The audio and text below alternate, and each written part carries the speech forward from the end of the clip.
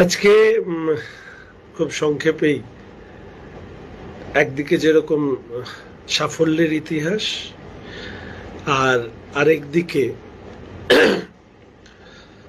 বেদনা যন্ত্রণার এক দীর্ঘ পথ পাড়ি দিয়ে এক বৃত্তের সম্পন্ন হওয়া।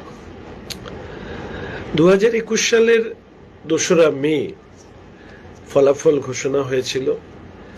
ভারতীয় জনতা পার্টি 3 জন বিধায়ক থেকে 77 জন বিধায়কে উন্নীত হয় এবং 2026-এর 4ঠা মে সেই বিধায়ক সংখ্যা বেড়ে দাঁড়ায় 207 এবং আজকে 9th মে সরকার গঠন।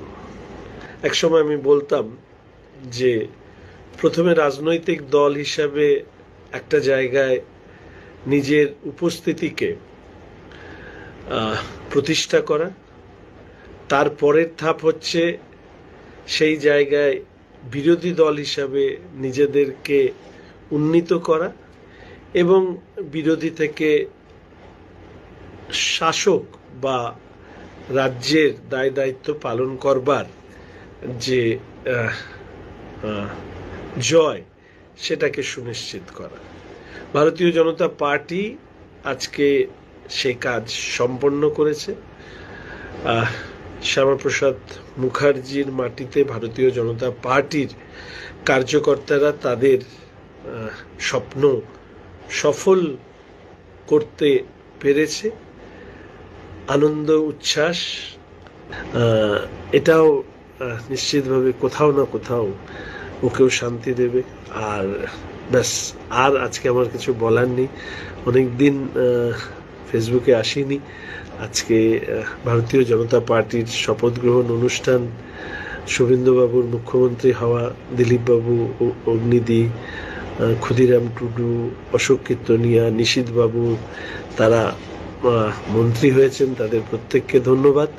এবং আগামী দিনে অত্যন্ত সুন্দরভাবে মাননীয় প্রধানমন্ত্রী যে কথা বলেন, বিকশিত ভারত, বিকশিত পশ্চিমবঙ্গ, সেই লক্ষ্যে ভারতীয় জনতা পার্টি এগিয়ে চলবে। এবং এটুকু শুধু বলতে পারি যে অনেক চমক এই সময়কালে লুকিয়ে রয়েছে। মাননীয় মুখ্যমন্ত্রী শুভেন্দুবাবু নিশ্চিতভাবে সেগুলো আপনাদের সামনে একের পর এক তুলবেন এবং আপনাদের মানুষের ভালোবাসায় যে সরকার প্রতিষ্ঠিত হয়েছে, মানুষের প্রত্যাশাও সেই সরকার পূর্ণ করবে। মাননীয় প্রধানমন্ত্রীর আশীর্বাদ নিয়ে, মাননীয় স্বরাষ্ট্রমন্ত্রীর দিক নির্দেশে, মাননীয় কেন্দ্রীয় সভাপতি নীতিন নবীন মহাশয়ের পরিচালনায় এবং আমার রাজ্যের শুভেন্দুদা সহ আমাদের নেতৃত্বের উপস্থিতিতে আমরা মানুষের প্রত্যাশা পূরণ করতে সক্ষম হব, এইটুকু আমার বিশ্বাস আছে। আপনাদের সবাইকে গৌরিক অভিনন্দন, ধন্যবাদ। এবং এখানেই আমি আজকে আমার লাইভ শেষ করছি। নমস্কার। ভারত মাতা কি জয়। বন্দে মাতরম।